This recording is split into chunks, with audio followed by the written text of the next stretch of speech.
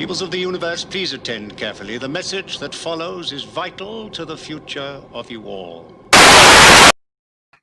Yes, indeed it is. The message is always vital to the future of you all. Tonight is a very, very special, a very and I'll say a semi-unscheduled live at 5. I'm Daniel, how are you? I said hello to you already. How are you? Good evening. This is going to be a little examination of the Tomorrow People. Now I have help because I need help because my memory of the Tomorrow People. Gary, how you doing, mate? My memory of the Tomorrow People isn't great, which is what we're going to be talking about through it. So I am joined by the incredible, the wonderful Colin P. Smith. How are you? Good evening, sir. I'm fine, thank you, Rabbi. How are you? I am fantastic. I'm so glad to have you with me because here's the deal with Tomorrow People and me. I've seen every episode. Okay, I saw it when it aired. Maybe not the first couple of seasons. I might be a little young, but I grew. It was there. Kip Ellis, how you doing? Good evening. And I watched it again a few years ago. Like at least the first, maybe 10 years ago, like the first few seasons, I think. So I really had a. Yeah. And I listened to all the Big Finish. So I know it, but then when I look at it, I go, oh my god. That's really not how I remember it at all, and it's really a lot worse. It's very, especially that Darren. How you doing, mate? Good evening. It's real amateur hour, especially in those first few seasons. But still, even though objectively, by every metric, I should go, this is awful. This is terrible. As soon as I see hear that theme tune, right, and see yes. I'm like, yes, I want more. I love it every second of it. So why is that going on? What do you think? I suspect nostalgia filter in part. That theme tune and that it's so. Listen. It basically, I think it counterbalances some just shocking amateurish, production value. What was the same before? I'm watching it again today. I forgot about the spaceships that were literally bottles of fairy liquid with cups stuck on them. I made stuff like that. I felt good about myself. I know. God, Blue Peter could have done better. I'm like, and I felt very good, good about it. So why did you want to do the stream with me? You tell me why you love it. Because I grew up with it. One of these days, when I'm no longer on this plane of existence and can see things from a different angle. So he grew up with Doc Smith's Lensman as well. I might be able to work out the cause and effect between the fact that I grew up in the 1960s, when there was a lot of science fiction and fantasy coming out of the 50s. In the 50s, of course, you had a lot of American films with science fiction, and I think a lot of the American TV as well. I grew up in Britain in the 60s, so we had things like Star Trek came in. We had the Tomorrow People. We had obviously Jerry Anderson.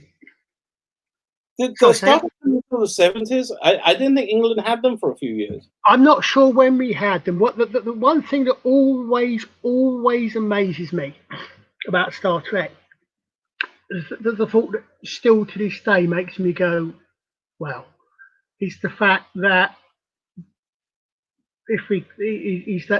the original series of Star Trek was shown, cancelled, started again because thanks to a fan backlash.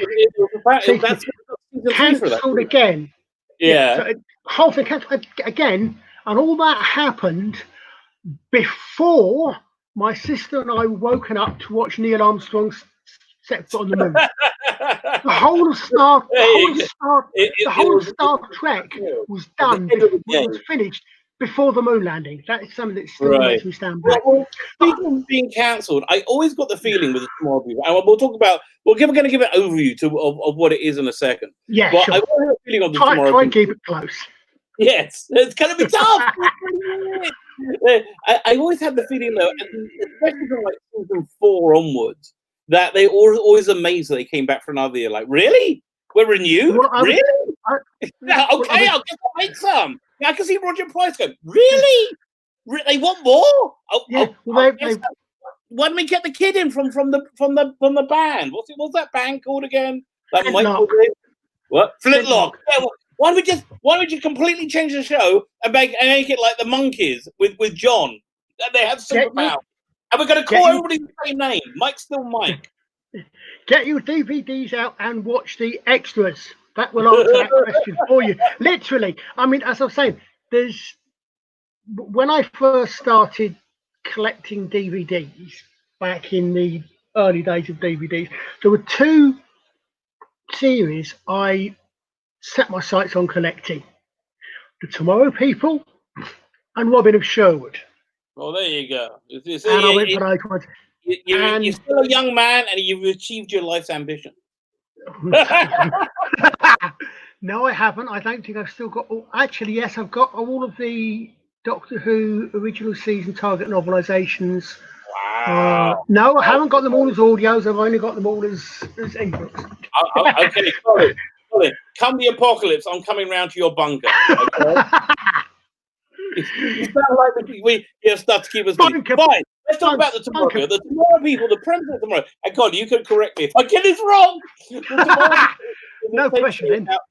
The next generation, the next iteration of human evolution becoming Homo superior. Now, Homo superior was a really hip thing at the early 70s, like David Bowie was into it, right? He's saying, Homo superior. I've got a feeling that's where they got the name from. Right, yeah, I've heard that, I think. There was some crossover with David Bowie and Roger Price I can't remember. It was a very hip thing in culture at the time, and it was like very cutting edge. Robin and Sherwood on VHS. VHS is the best way to watch Robin and Sherwood. Carry on. I agree with you. VHS. You don't have the extras. Yeah, but you should on the DVD. You should have a VHS filter that gives it a bit of a wobble. Yes, I like that idea. Yeah, I would love that filter. Anyway, yeah.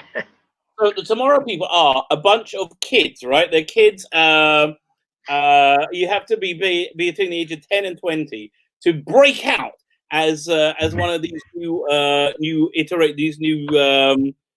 steps in evolution, the Homo superior. Now, it essentially sounds a lot like the X-Men. I was thinking exactly that. Yeah, I was thinking exactly that as you said it. So forget costumes, forget glamour, forget superpowers. They all only have, I think, 2 powers. They could teleport, called jaunting, but only if they're wearing a belt. You're gonna have to tell me why they had to wear a belt. They could teleport. They had some telekinesis, mind over matter. Right, they could make things move. And they were telepaths. They were telepaths. The jaunting belt, if I remember right, was they could jaunt, but it was over long distances. And when you consider that this includes like jaunting to the galactic trig, which is the other side of the galaxy. Right. That's what I call long distances. The jaunting belt enabled Tim, the computer, we'll mention him, to stabilizing. It was a guidance system, basically. It was they had some, it was all jaunting short distances. I remember clearly Kenny was on Tower Bridge, right?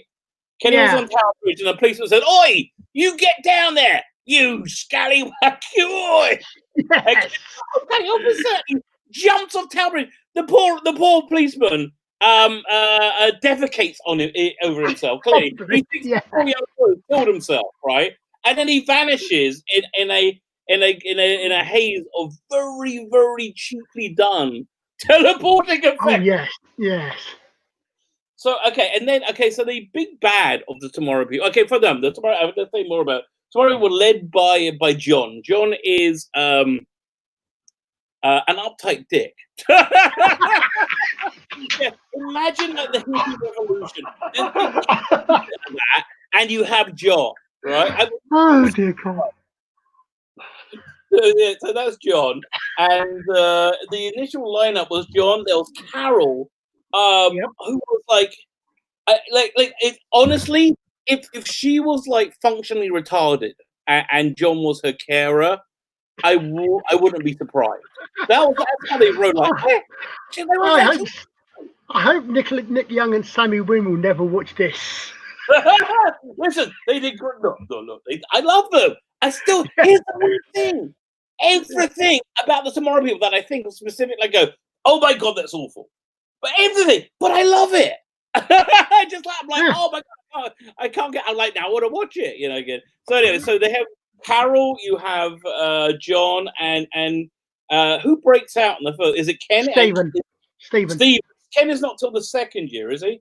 No, Kenny's there. Right. He's the young one, and then the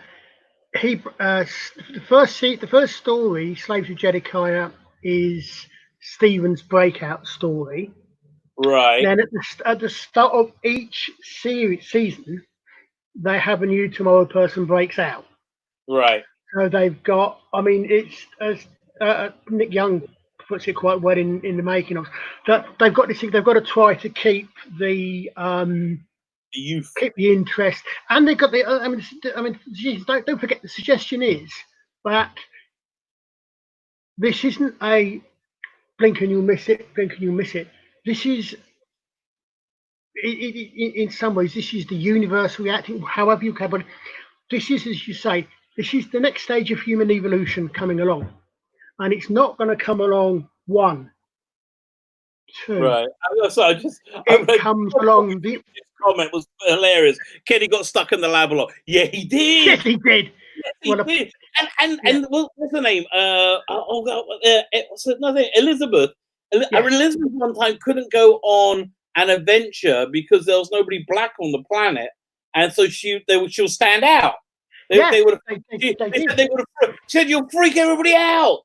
Which okay, I'm going to go into a little aside, not about the Tomorrow People. One time, this is why people come to the channel. One time, I was at a very popular fish restaurant in Tiberias. Tiberias is the next to the Canary in Israel, and but you all busloads of Christians coming, like loads, and because they all like going to the Kinneret to I think that's where Jesus baptized people. I'm not sure. There's something Christian-y there that they all like. Yeah, I know. The name Tiberius is familiar. Right. So anyway, so we're in the fish restaurant is good, but they have like this set thing. They just serve everybody. It's very fishy and it's ready. They have dates anyway. So I go to the bathroom and there's this like massive like gospel church group there, all in the bathroom. All these people were much bigger than me, very, very, very dark-skinned gentlemen.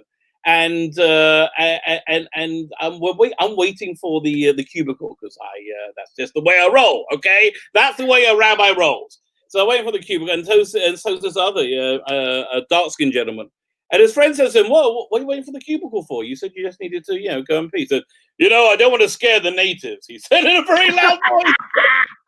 And as one of the natives, I very much appreciate that. So so I think it would have the similar effect for Elizabeth had she gone on that adventure, right? Fine. So and they also have a supercomputer made out of like 3 perspex balls. I was hanging from the ceiling at first, or hanging on a table. I can't remember. It changed. One time it was hanging from the ceiling for starters. Starts hanging from the ceiling, which was much cooler, called Tim, who was only. Superpower was he was slightly more condescending than John, which is quite impressive. Kelly, how are you doing? So that's the basic setup. And they were they set up by like the Galactic Federation, or did we not know about them at first? Do you remember? The backstory, as I remember it, and I think this is from one of the books, is that John broke out first, the one other Tomorrow People. And he contacted the Trig, right? That's what happened. Yeah, and I think some and there was something in the Galactic Federation came and helped. They sent the schematics for Tim, basically. Right. And Tim is an organic computer. He's grown. Right, and so their basic mission is to watch for new kids breaking out and help them through. But also, there's a lot of dealing with lots of like shape-shifting robots, alien invasions, and time travelers. That's kind of the MO, right? The Tomorrow People and Hitler, right? And they also know Hitler. That was yes. Oh, that was excellent. I love that one. Oh, I love that one. I'm not sure if this is going to work, but I tried this earlier on. I'm going to share screen, see if this works. Okay. There's a lot of things to say. People have said that the Tomorrow, the Tomorrow People was sort of ITV's version of Doctor Who, or answer to Doctor Who. Well, now, if this works, and you can share this that I've just tried to share. Oh, I can. Also, I forgot I'm in control. Oh, there you go. That's a fun now note. Yes. So that must be the first year, right? That's the first year. I have not. Again, that's something that popped up when I was looking. Oh yeah, this is staring this thing up. That's something that popped up when I was first actually. When I was just looking earlier on today, but yeah, that is PVC, Peter Vaughan Clark, Nick Young, some old weird guy. I've no idea who he is, some doctor or something. Sonny Windmill, and I've forgotten the chap's name that played Kenny. I'm sorry, but that must be the original series. Well.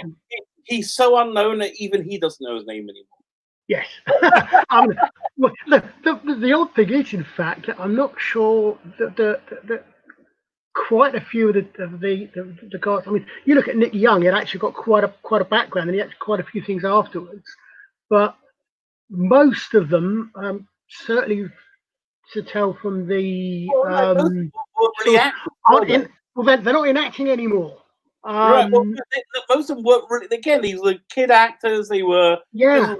Job, Fine. So look, let's talk about season one. Season one introduces a big bad that I didn't remember, but that big bad kind of goes through at least the first 3 seasons. And they bring it back in a little bit one of the books. In Big Finish. The books I haven't read, you're going to film in. So we got the Slayers of Jedediah. How would you describe Jedediah?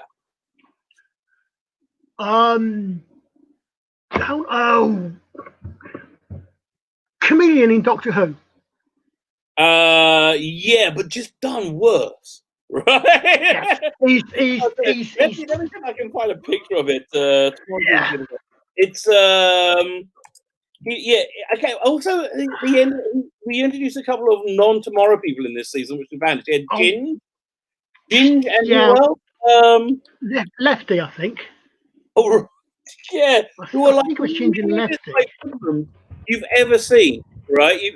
I'm just getting from the new series that's coming up. Wait a second. I am getting his human form, but I want to see you to see his robot form. it's so bizarre. Anyway, don't want Americans. Not an American. I can't find a picture, but I've got one. Oh, yeah, go throw it. Oh, there you go. Well done. I've got. Hold on. That's him in his human form. I wanted to show his robot form, which is like. Is it actually? Oh, it's weird. I can't see this. I didn't realise what my search was sharing. Yeah, that's yeah. Sort of Jedediah robot. Yes, it's a. Yeah, there we go. Yes. There you go. Like, look at. So we're really into like 1970s porn movie territory, right? With this thing. They wouldn't have had a place in Doctor Who to be honest. Which they also would say in the 1970s porn movies. I'll tell you what, get the one on the second row below it. When he's shooting in space. Oh yeah. What I want to know is how many months pregnant is he? Quite a few. It's just such a weird costume choice. Like what? Although, you know, when you hear about how they were going to, like, this executive do the Daleks, right? They said, oh, you just get cardboard Jews and paint them silver and move them on arms and legs. Bobby French said, I heard the guy described as a daft bread bin in a discussion group. Yeah, that's kind of it. He's a big bad. And then they bring him back. In the next story, he's been floating in space for 500 years after being defeated. Yeah. And that is so weird they bring I've got him back. a large one there, but for some reason it doesn't seem to be sharing. Well, you're gonna maybe do one thing at a time. Let me get rid of this, and you should be. Hold on, let's see. That's the one I'm trying to share. It says there's a thing called Kick from Studio, but I don't want to get you as well. No, I think it's over. If I there you go. That one. Let's see if. Definitely says the American reboot did fail in that they didn't do a second season. And it was quite a number of years ago. So anyway, they bring him back, and it's weird. And he asked. That's better. That's the same one, I think, isn't it? We saw just now. There you go. But isn't that a large one though? Oh, okay. So so they bring him back, and he says it's 500 years. They must have invented time travel by now, and they're like, sure, no problem. And so it's a time travel story to go back and get Tomorrow. And basically, by this time, though, Ginge has become a friend of the Tomorrow People. And they keep him through the next story as well, which is the end of the season. The Vanishing Earth, I remember being quite good. What do you remember about the Vanishing Earth? I'm gonna have to look them up because I remember Ginge being on holiday. And I think they got rid of Lefty quite early on. I think they got rid of Ginge about second season, I think.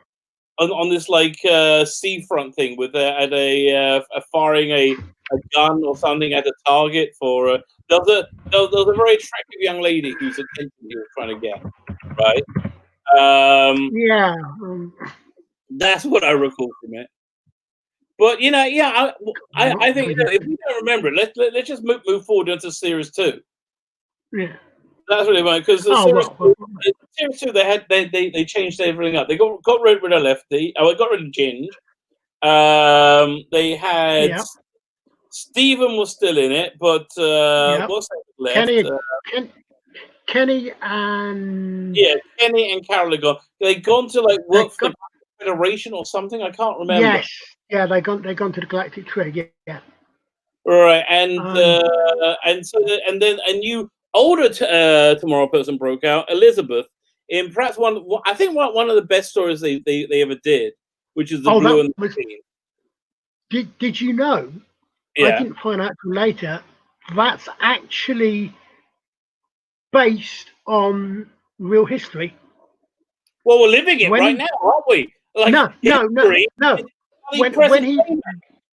When the guy is talking about if you remember, where's the place he tells them about the last time his people were on Earth? Byzantium. I don't remember. It was in Byzantium, and the blue and the green were two horse racing factions. And in Byzantium, after the fall of Rome, so you're talking 500 to 1500, sometime I think in the reasonably early part of that, you've got factions, and they were colours. I think they were blue, red, green, white, and I think there was another one, if I remember right. But there were massive riots. There were yes, I do remember. Riots, real riots there. Right, I remember reading about that or hearing about that somewhere. Yeah. Maybe Roger Price was being interviewed or something. Yeah, I mean, I suspect he may well have known. He may well have known those ones, but known about that. Yeah, yes, it was. But that's what it made. He said it was actually. Oh, there we go. That's right. Just an IMB trying to. Yeah, it's list of the. I was saying it's so fun. I was just looking at the cast list, and they always called the whoever the character was by the actor's name. So I was like, oh, who played Elizabeth? Oh, it's Elizabeth. Well, apparently, yeah. Well, apparently, Liz Starr was saying, being interviewed, that what happened there was that she didn't think Roger Price had actually come up with a name for the character. He hadn't named. He got no idea if he had a name. So he said to her, "What's your favourite name?" And the first thing off the top of her head, of course, was her own name. Okay, then. So that's why Elizabeth Mbondo was, or Elizabeth Adari played Elizabeth Mbondo. Right. Whether or not that was the same for Mike Bell and being played by Mike. Brain switched off for a second there. I don't know. Right. But yeah, that's why Elizabeth was Elizabeth anyway. All right. Okay. The big deal about this was she was. I think she. I mean, I grew up with her. I didn't realize what a big deal it was having like such a prominent black woman on TV leading a show. I had no idea that was such a big deal. It just seemed normal to me at the time, right? Yeah, me too. I mean, I didn't, but then I was only a teenager at the time, and as I've said elsewhere, and it's certainly she was gorgeous. She was super hot. Oh my god! I'm at first, but then they let her have her own hair after a little. Well, I have to admit, at the risk of possibly being branded as we put it, racist, I don't think I actually realised she was wearing a wig, and B, I personally think she looked better with the straight hair than the curly hair. But that's personal preference. And as she say, yes, I mean, she makes a point of that. And as she says, like, I mean, the interviews are fascinating because at one point she says, particularly about that black actors were having to fit in a little bit more with people's expectations because of the times, which is why the wig. And then, I hear that. Again, this was the early 70s. It was really the beginning of like the whole black community in England. I think really started in the 1950s, right? Yeah. Everyone was just like, "Whoa!" So the British and the first like 10 years were like, "Whoa, they're different. Let's stay away." I don't know what that is. That's crazy, right? They couldn't deal. And then in like in the late 60s, I think the communities started to integrate more. And then by the 70s, you saw a lot more, dark-skinned faces in the police, or all over. And like by the 80s, it was like the 80s is when they should have cast a black guy as Doctor Who instead of Colin Baker. That would have been the real sweet spot for that. Then it would have like meant something. Now it's nothing. But it's interesting. I think she was a real part of that. I really do. Of like the integration. Well, sure. I mean, if you, as one of us saying in their interviews, if you look at it, you just look at. I've got rid of it now, but that earlier picture, you've got females and males. You've got black. Later on, you've got Chinese, but maybe we shouldn't. Yeah, no, well, you did. Yeah, I mean, I think you did have a. They really wanted to be multicultural, but they didn't really know how to do it. I think. And as I said, I mean, at the risk of being personal again, if you think about this, not only that, but you've got as role models for young kids, for young kids and teenagers. You've got people who can't kill. They are psychologically incapable of killing. Some more people can't kill anyone. Right, exactly. Until Tyso interest, they do it in a very interesting way. I can't remember if it's in his versions with Tyso, the gypsy kid, where because of his background, he is able to kill animals still. But you've got this. But that's the other interesting thing. They now they have to say like Romany. I don't think they could say gypsy now. No. Well, but and I think it was gypsy. I can't remember if it was in the 70s again, so gypsy rather than traveller. But again, yes, another another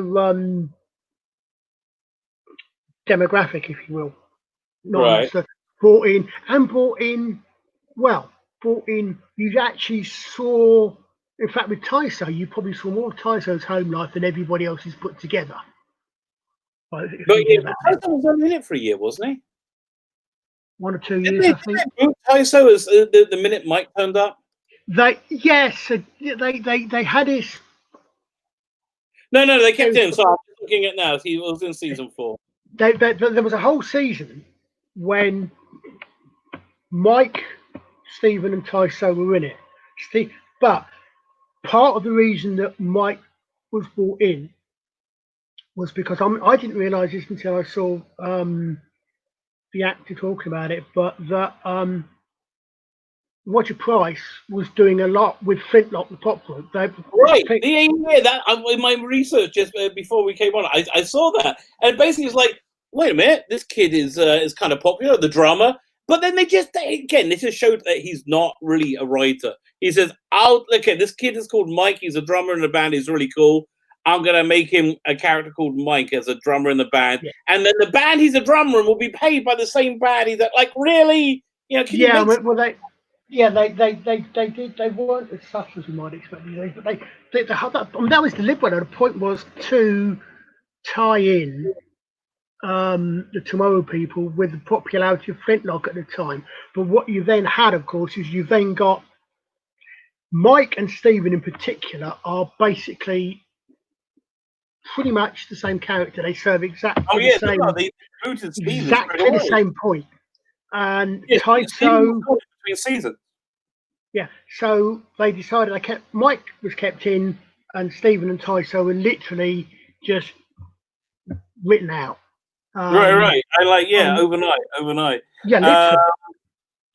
Fine. So but it was like a real major shift as well. Mike became kind of like the main character. Yes, but Mike was definitely based around Mike by then, right? It was.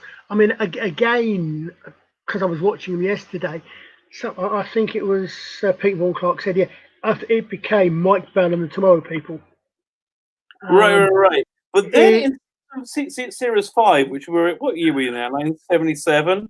This is the year where I think it had this significant leap in production quality.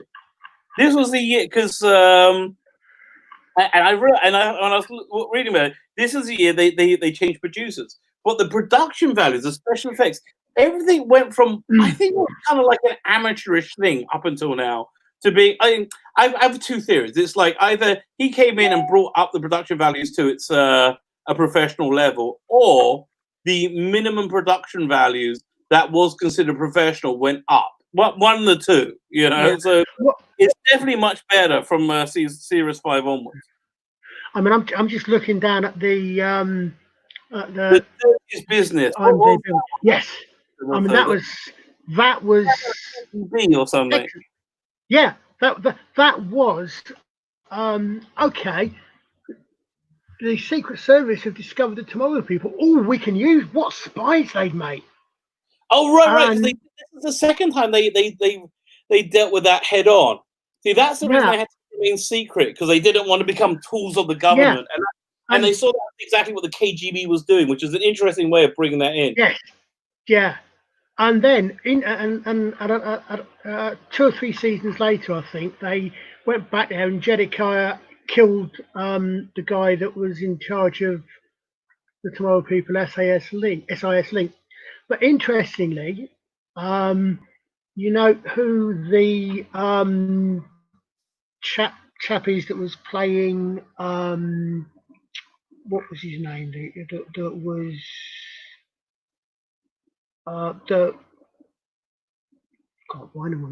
the guy that was in charge at the SIS. Yeah. Was also the point of view character in a little program called Are You Being Served?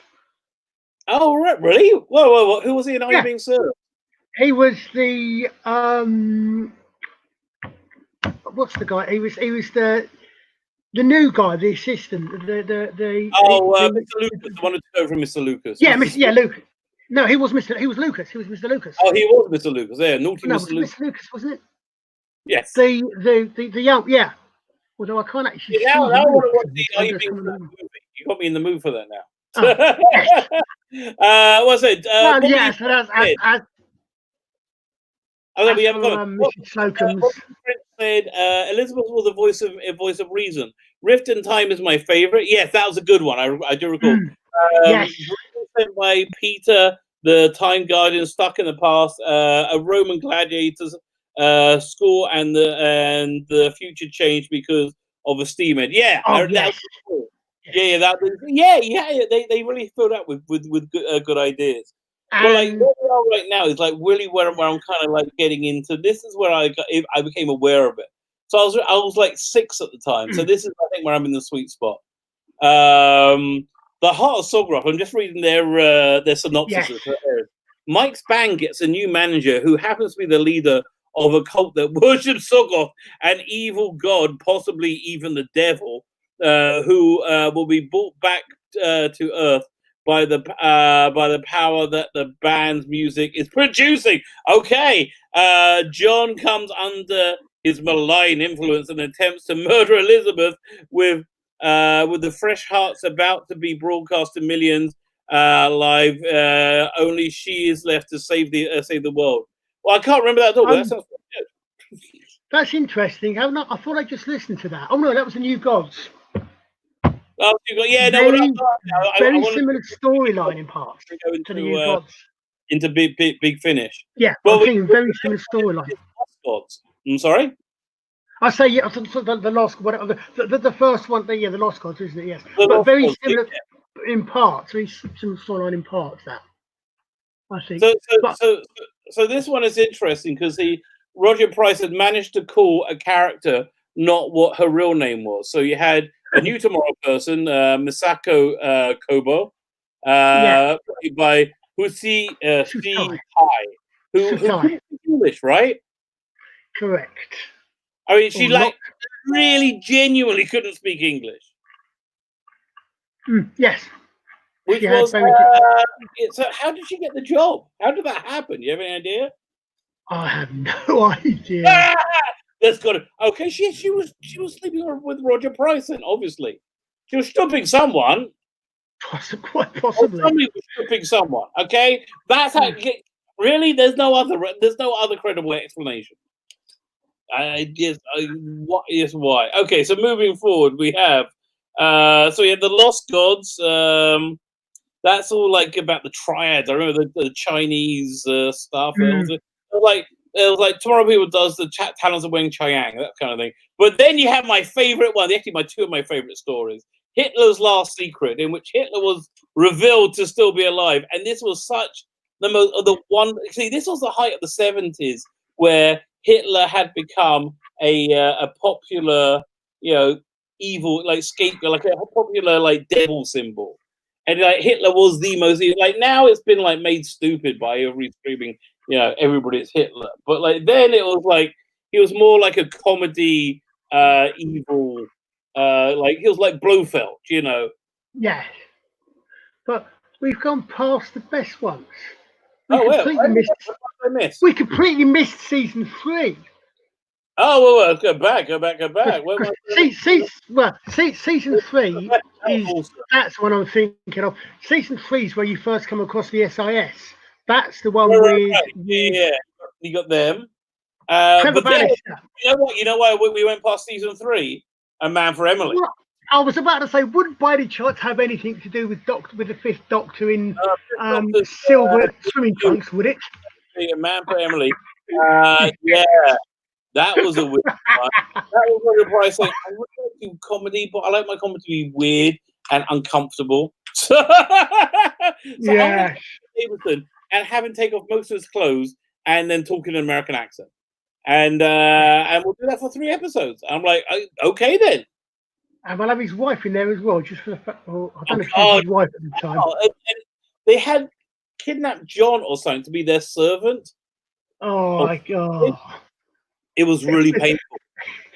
It was really painful. That's why. And then the season ended on the Revenge of Jedediah, which kind of like tied everything up. That tied up the whole Tomorrow People. Yeah, they could have ended it there, which is why I think it's so funny how they brought Mike in at the beginning of the next season, because like at the end of season 3, they basically finished it, right? And they're like, "Wait, you want more of them?" And so it's like, "Well, I got this kid from Flintlock. Yeah, maybe we could do a show round here. Are you on it Tomorrow People? I guess we'll just call it the Tomorrow People then, right?" Yeah, so, I think that's the one where the boss is killed off, because you've also got in that one. You've also got and you've got Trisha Conway, who's the adult who actually breaks out. Because at the end of that, broke out. At the end of that, she's actually broken out. At the end of, I think it's the end of that one, because she doesn't realise that she's a tomorrow person, but she can actually. She does. Right. I'm because Daniel asked me how many stories are there. So I'm just counting 3, 4, 5, 6, 7, 8, 9, 10, 11, 12, 13, 14, 15. 16, 17, 18, 19, 20, 21, 22, 22 in the original run. Because season 8 was just one long story, wasn't it? Yeah, the war or whatever it was. Yeah. So whatever, 23, 22, whatever I said, around 22, 23, whatever. Just wind it back. You can hear it. Fine. Yeah. So let's go back to where we were. Because now we're getting up to. Season 7 introduced a new character, right? Nigel Rose. Yes. He was the Scottish Tomorrow person because he wore a kilt. Yes. And I remember his first story was set. They had something set in Scotland. There was some kind of. I thought they were the Zygons when I was watching it. I think they had the same spaceship. They've done that before, haven't they? They've done that in season 1 or season 2. Was it the where they started off one in Scotland where they'd had Steve that had to go to a boarding school, and we found what Scotsmen were under their kilts. Oh right, yes. And then later on in this one with Andrew, he was more happy because they actually had to wear pants under their kilts, or some such. Hey. And they also decided not to scare the natives, apparently. Fine. Yeah. So fine, there was that Scottish one. It was wasn't it like a ghost story? There was like a sci-fi ghost story, something like that. Yes, it was, wasn't it? Yeah, with Andrew's dad running the pub. Yeah, that's what it was called. And then I don't remember Killer's Hill, but I do remember Living Skins. That was a cool one. I don't remember Achilles Hill, but looking at that picture on IMDb, Doctor Who vibes again, and certain. Yeah, I'm going to pull up Living Skins. X-rated. Yes, I remember Living Skins as well. Yes. Let me see if I can find some. Not that many actually. You had.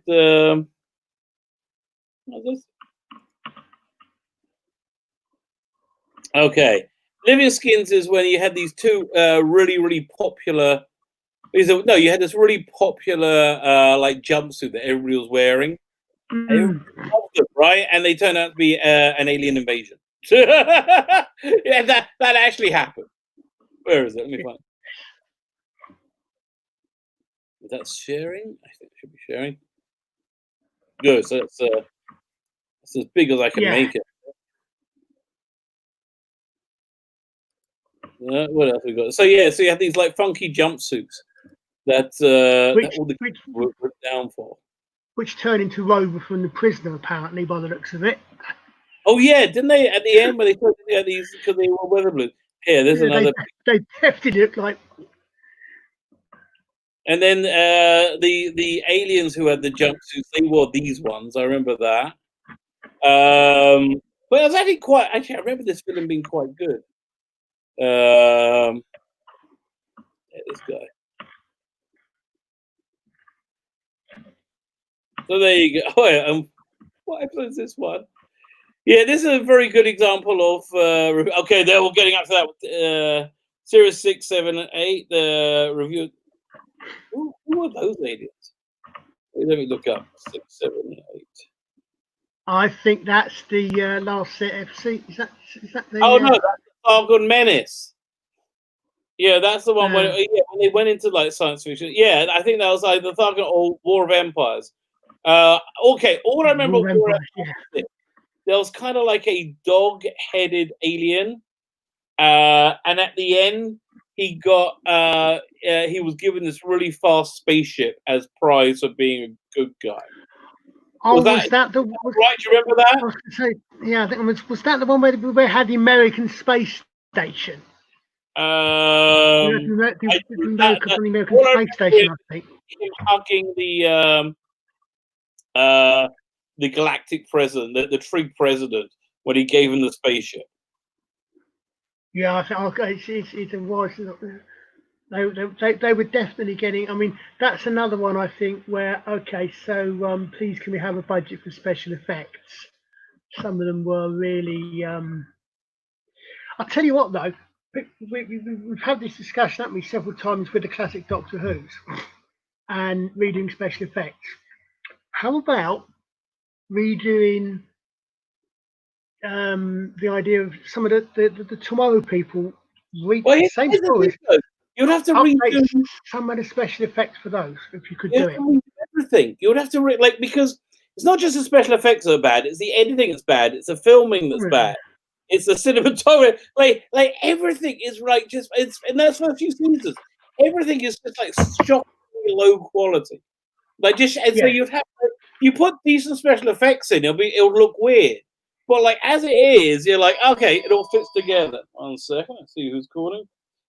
Okay, we're gonna find out. It's my wife. She's got. Hope she's getting sushi. Let's find out what's going on. Hello, my darling. I am on a live stream, which means you are too. All right, just ask the question. What's the question?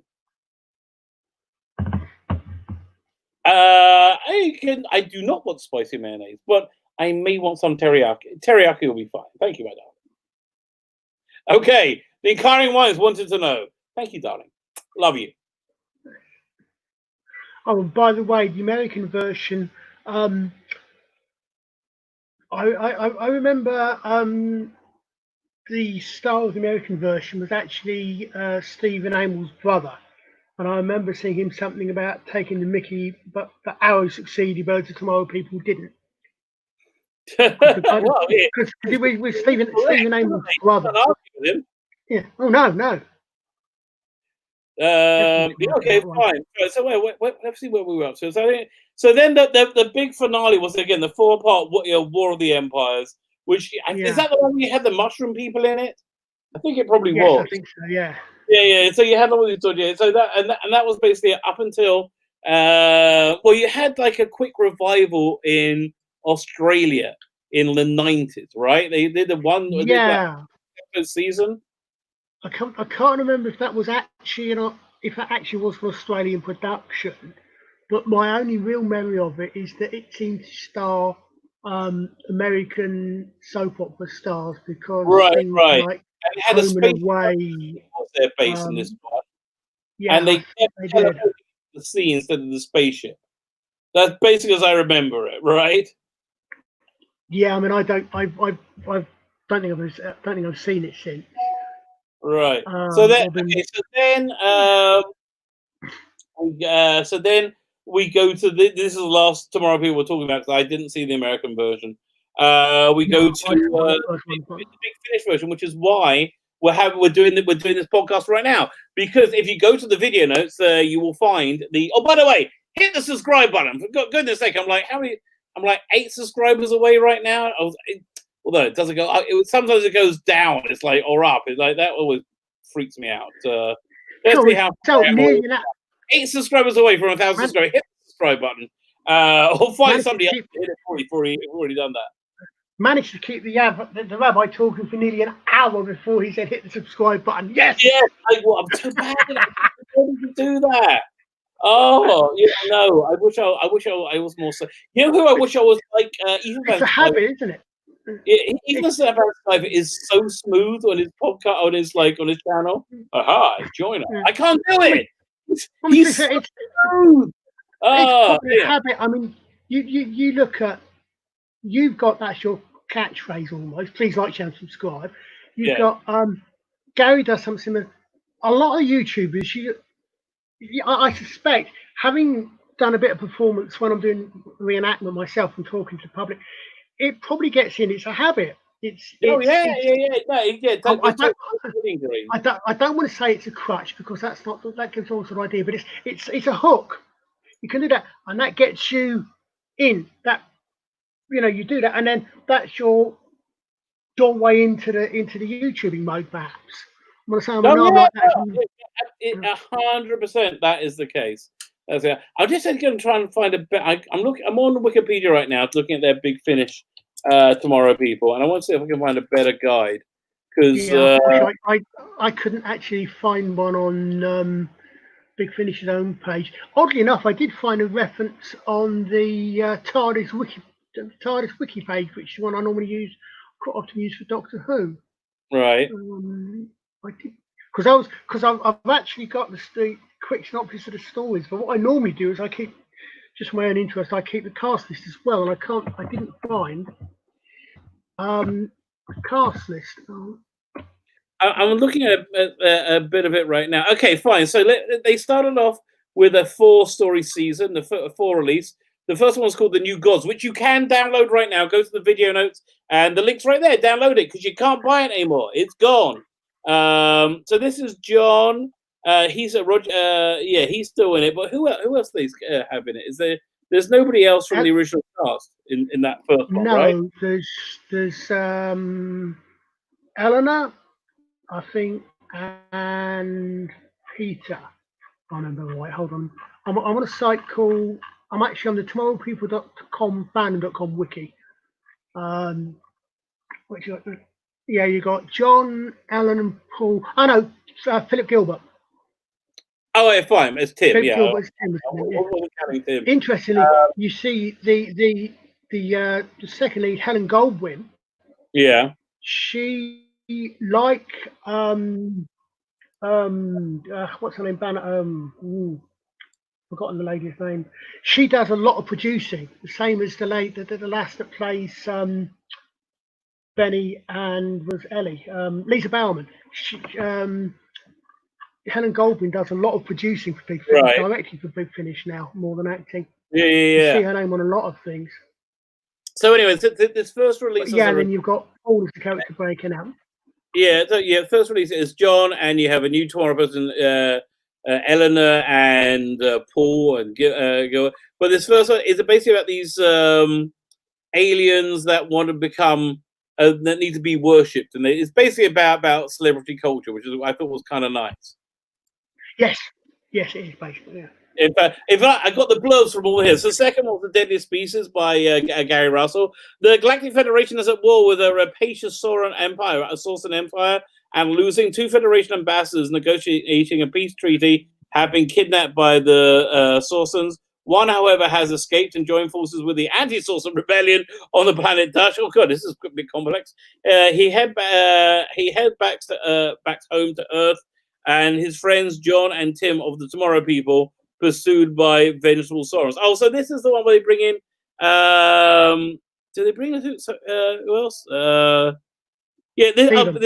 Steven. Steven comes back in it. Yeah, the ambassador in question is Steven Jameson, one of the very first Tomorrow People. But so they brought him back as the hit one when Mike left. But can the Darshan Rebel he befriended be trusted, or are the secrets she carried more deadly than even Steven realizes? So this really sets up. Yeah, this sets up a major arc that takes your way through it. He's on this ship called the Jetta. Has that got the cast list on the one you're looking at? Sorry. Has that one you're looking at got the cast list on it? Yeah. So this has Nicholas Young, Helen Goldwyn, and Daniel Wilson. Notice I think Holios. Lisa Bauman, Holios. Roy Skelton is Sarsons, and Peter Von Clark. Steven. Yeah, Lisa Bauman again. Yeah. No, I say Lisa Bauman again. She's everywhere. By the way, there's a really good version of War of the Worlds that not by Big Finish, by how's it called again? Sherwood Sounds or something. It was like an independent production. But she directed it. She does great work. I love Lisa Bauman. Well, she does, yeah. So fine. So we got Mike is kind of like Mike's not Mike. Stevens he's a much more interesting character now. He's kind of like the Tomorrow People version of Han Solo. Like flying around the galaxy doing stuff. So he ended up coming back, and then next one is Ghost of Mendez, which who's in this one? Oh, this brings back Mike? No. Well, there's one I think that brings back most of them, isn't there? In the heart of London, a new art gallery is under construction, using revolutionary design by a radical architect, Cordelia Mendez. Georgie, an old friend of John's, has been overseeing the gallery's construction. This is so like a Tomorrow Person episode, and he invites him to see it. But when disaster strikes, John is forced into action to save the lives of the construction workers, dragging the Tomorrow People into greater danger. For John's heroics have come to the attention of a reporter who has his own agenda, a very unscrupulous and some very unscrupulous acquaintances. Can John keep the existence of the Tomorrow People secret from the general public and help him find a friend in need? Do they start bringing in like the underworld? The mafia wants to get in control of them or something? I can't remember. It's a while since I've listened to those. Listen. So Hank, come back in a few weeks when I'm posting that one, and you guys can hear for yourself. And the season ends with the sign of Deliox, which who is in this one? Anybody we know? No. Fine. New Tomorrow Person is breaking out, but something is horribly wrong. John and Paul travel to the Welsh village of whoever, but to find a side down in their investigation. And young Alison Hardy has no intention of embracing her dormant powers. Meanwhile, Tim discovers an energy signature connecting the village with a mysterious ship in hyperspace. Against Tim's better judgment, Eleanor goes to investigate and finds herself trapped by a ravenous alien entity. What is the connection between the local vicar and the coven in Alison's dreams? And what ancient race, what ancient stone circle, and what is ancient circle on a ship in hyperspace? Who is the Drox, whatever they're called? Tomorrow people find they have stumbled upon an ancient evil, an evil that is about to be unleashed upon the world. I don't think any of this stuff was really carried on. That wasn't part of the main plot, right? No. I must admit, it does sound slightly a little bit from that, like you were doing the Tomorrow People meeting Children of the Stones. If you remember that. It does. So, but basically, the series continues for like 5 seasons. It builds up a real lore of itself. They have this intergalactic criminal conglomerate that goes to war with the Trig and wins and like beats them. They're more powerful, which is really interesting. And then Jedediah comes back right at the end of the last one. And you have seen it gets like it's getting more and more heavy, and everything's coming up to a conclusion. And they recorded the final sixth season. I think they recorded the 6th season. They had written the 7th season. We'll talk about that. But unfortunately, they lost the rights to, and Fremantle wanted more money for them. Because first they took away the rights because they wanted to do the TV version, and their audio version was having trouble. But now that's off the air. Big Finish have tried to get the rights back, but Fremantle are just not interested. Oh, so like season 6 was going to like tie up all the loose ends, because you ended up on this really good cliffhanger. Then it says here, let me just read what it says about season 7. A planned 7th season would have seen Kevin Scott and Mark Wright replace Nigel Fares as a series producer, with stories taking place a few years after the event of season 6 in order to act as a reboot. So yeah, so I'm pretty sure they recorded season 6, but not season 7. I've got down here as seasons 1 to this again. This on the jaunting pad. It's seasons 1 to 5. Season 6 was believed to have been cancelled partway through the production of Saving the World and The Talking God, which were the first 2 episodes of season 6. Whether what you're looking at has got more up-to-date information, I don't know. I think it's basically just the ideas they're kicking around. Yeah, nobody thought they were going to lose a license. Raymond O'Reilly, yeah, you're showing your age. We're all showing the same age. Again, is that theme music, man? The theme music, the title sequence. Did they ever change the title sequence as it went along? Because they really shouldn't. That was like the best title sequence ever. I don't think they did. I noticed. If you noticed, also it's mentioned a couple of times, but very specifically, I noticed. I made a note when I was listening to the New Gods. Is it the New Gods, the one, the Big Finish one? Yes. Where you got Eleanor, and where she's actually saying she's helping Paul to break out, and she says, "Imagine a fist." Opening. Yeah, well, that's where it comes from. Yeah, exactly. The whole thing is breaking out. Is a symbol for breaking out. Right. Yeah, absolutely. So listen, if you've never really checked out Tomorrow People, or if you're nostalgic for it, it's all on YouTube. You can find the whole thing on YouTube. Go and help yourself.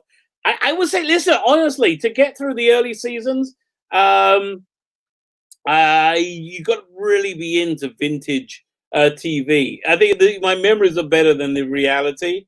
But I think if you got really high, they may seem much better. That would be my recommendation. I wouldn't drop acid, though. That would be a mistake. You do that, watch Guardians of the Galaxy 2. There you go. They were very definitely product of their time. But yeah, so you can check it out on YouTube. Also, again, video notes. You go and download it. I will be posting more of these, and they're so much fun. It's the strangest thing because again, all the ingredients are like no, and also they're like the whole basic premise is a little bit, area, a little bit fair. We're superior. They just assume they're superior. They call themselves Homo superior. So that would be interesting if they had like a real Homo superior show up, and it turns out they're just this inferior side shoot. Homo superior can really funky, and the Tomorrow People are like these sad losers. That I'd love to see. That'd be fun. Well, the thing is, because as John explained in at least one thing, they call non-Tomorrow People saps, right? Short for Homo sapiens. Sapiens, yeah. It's basically it's scientific nomenclature rather than anything else, of course. But as you say, you want someone else to come and say, no, we're really superior. Yeah, exactly.